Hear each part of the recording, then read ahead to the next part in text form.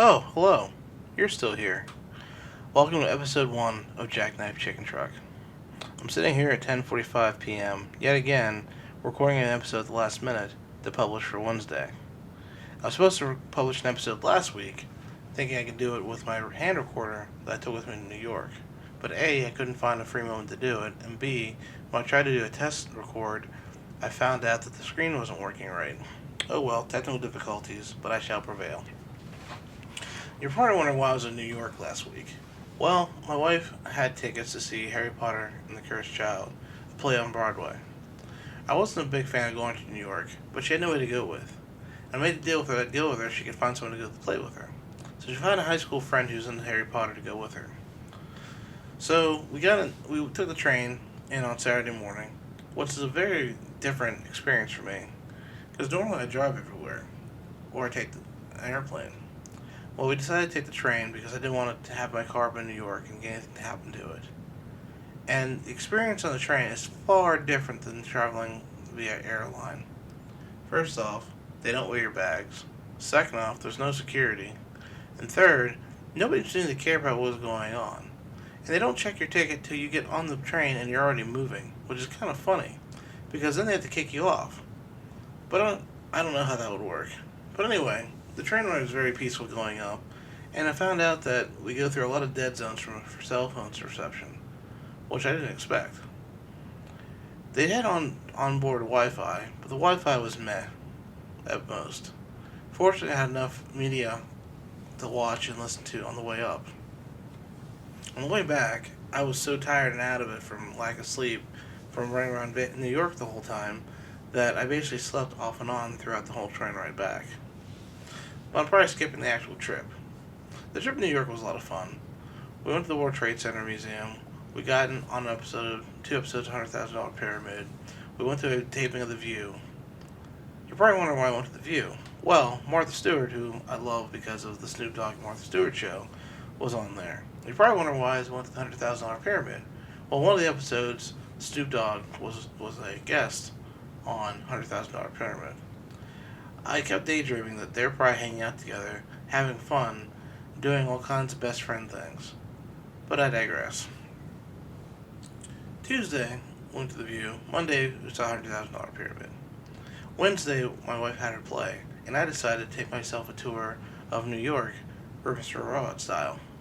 I basically went online and found a website that had 24 locations that Mr. Robot was shot at.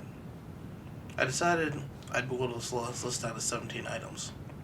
Of the 17, there's 15 I really wanted to do. I only ended up hitting 10.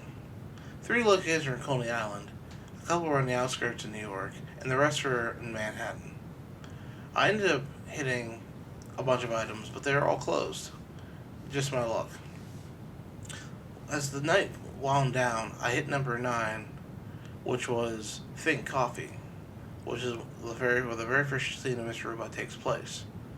I then had a choice of going to this one cafe or the stoop where Elliot's apartment was.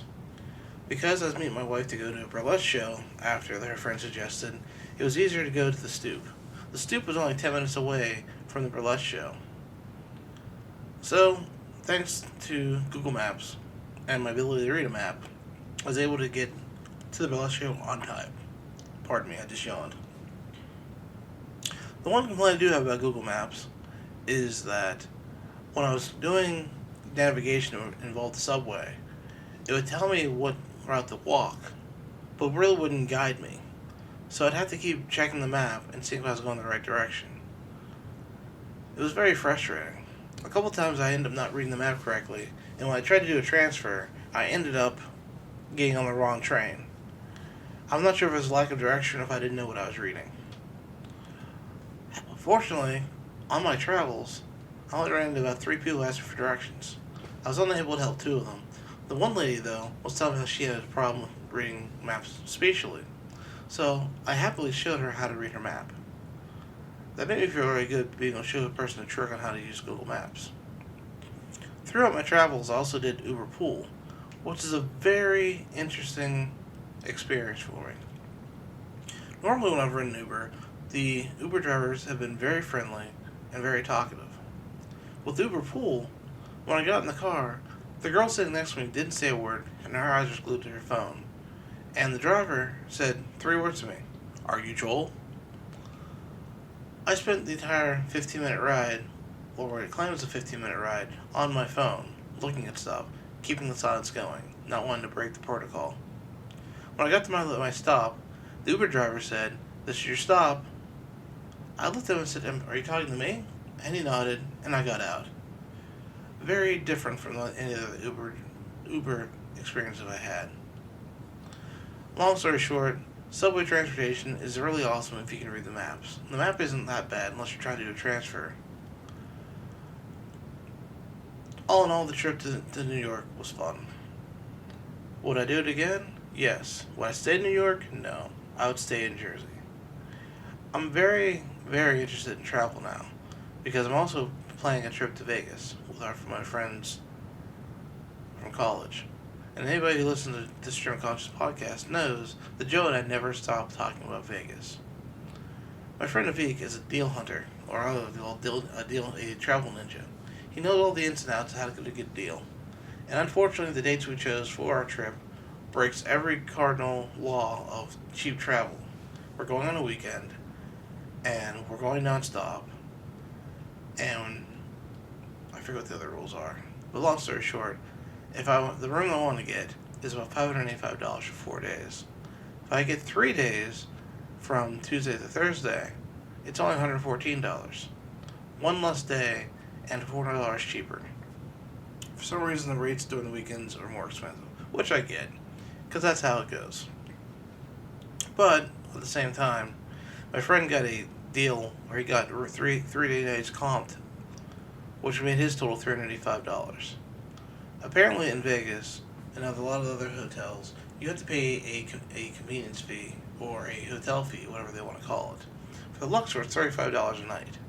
So if you go to a deal hunting site, and you find an awesome deal, if you read the fine print, you have to cough up $140 on check-in or check-out to get that room. So when you think you have an awesome deal, actually you don't, because you didn't read the fine print. This is also the first time I'm planning a trip without using AAA. Pardon my yawn, it's getting a little bit late. But like I was saying, without AAA, I'm doing this all on my own. And it's been quite an experience. Because there's all these tips and tricks about checking back and putting things in your card and leaving things in your card and looking for discount codes and waiting for other codes to go by. I've got a couple months to go, but I plan on getting a good deal in my room. Pretty much the flight is set in stone of how much it's going to cost. And the only way I can really get a deal on that is if I buy some gift cards from Sam's Club, which will save me about $14. Is it really worth it? Not really. But you know what? I'm doing it just so I can say I did it. Hopefully, this is not too rambly, and I can get some constructive criticism on my episodes. Have a good night, and maybe next week we'll have some music. Only time will tell. Good night, folks. Good day, folks. Whatever time of day it is, good time of day.